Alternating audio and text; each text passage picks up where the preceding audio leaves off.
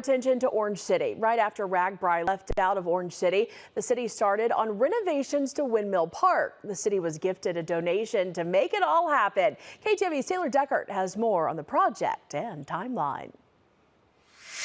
It's on to the next era here at Windmill Park. There's plans for more amenities and more tulips down the road.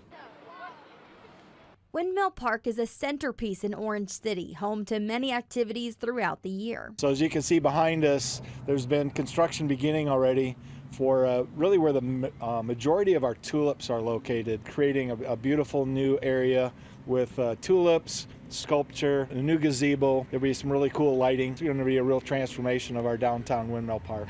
Next year marks the 100th anniversary of Diamond Vogel, the paint company founded in Orange City. The company wanted to pay homage to the city with the gift. Our grandfather who founded the company, he was always interested in promoting Orange City, and he was one of the guys that helped at the beginning of the festival and helped do the windmill here in Windmill Park, so we thought it'd be a natural. The idea came from the question, how can Orange City increase the number of tulips in town? Covering the most ground with the biggest impact, they knew the exact spot to add tulips. And we really felt like right in the heart of our downtown. So we're going to see maybe 30 to 40% more tulips in this area than what there's been in the past. The recent storms that brought 90-mile-an-hour winds caused some damage to the park. As the revitalization is in progress, so is storm cleanup. We've been gradually rebuilding these windmills over time. There was some work that needed to be done on the bridge. There's some work that needs to be done on the large mullen. The city pump is also going to be moved into that area. Tulips come from bulbs, and the bulbs need to be planted in the fall, so visitors will see lots of change in the near future in the park. As a city, we are so extremely grateful to the Vogel family and the Vogel Foundation for this gift that they're giving to the community. The goal is to have this